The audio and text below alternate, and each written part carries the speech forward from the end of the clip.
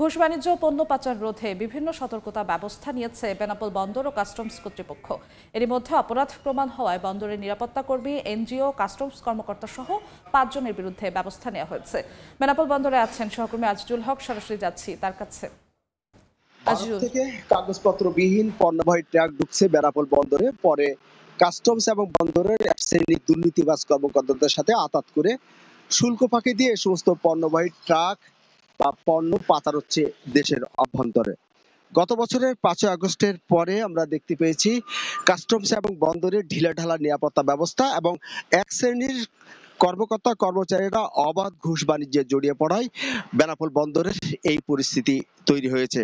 তবে এসব নিয়ে সম্প্রতি বিভিন্ন গণমাধ্যমে সংবাদ প্রকাশের পর আমরা দেখতে পেয়েছি টনক রয়েছে সরকারের। এসব বিষয় নিয়ে বেশ কিছুদিন আগে বন্দর এবং কাস্টমসের যে ঊর্ধ্বতন কর্তৃপক্ষ আছেন তারা বেনাপোলে বৈঠক করেন এবং বৈঠকে কিন্তু তারা নানান নির্দেশনা দিয়েছেন এবং সতর্কমূলক তারা ব্যবস্থা গ্রহণ করেছেন।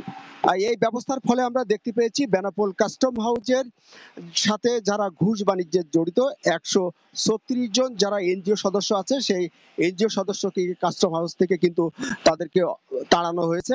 এছাড়া দুদকের অভিযানে কাস্টমসের একজন রাজস্ব কর্মকর্তা শামিমা আক্তার এবং এনজিও সদস্য তার সহযোগী হাসিবুলকে কিন্তু ঘুষের টাকা সহ আটক করে তাকে জেল হাজতে পাঠানো হয়েছে।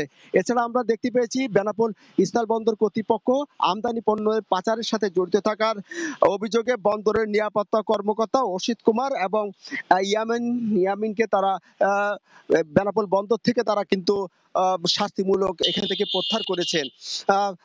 যারা আমদানিকারক তারা আমাদেরকে বলছেন যে এ ধরনের সতর্কতামূলক ব্যবস্থা এবং শাস্তিমূলক ব্যবস্থা বন্দরের নিরাপত্তা ফিরতে পারে। তো এই ছিল বেনাপোল স্থল বন্দর থেকে যে বেনাপোল বন্দরের সুরক্ষা জোরদারে যে বন্দর এবং কাস্টম নিরাপত্তা ব্যবস্থা জোরদার করেছে তার সর্বশেষ।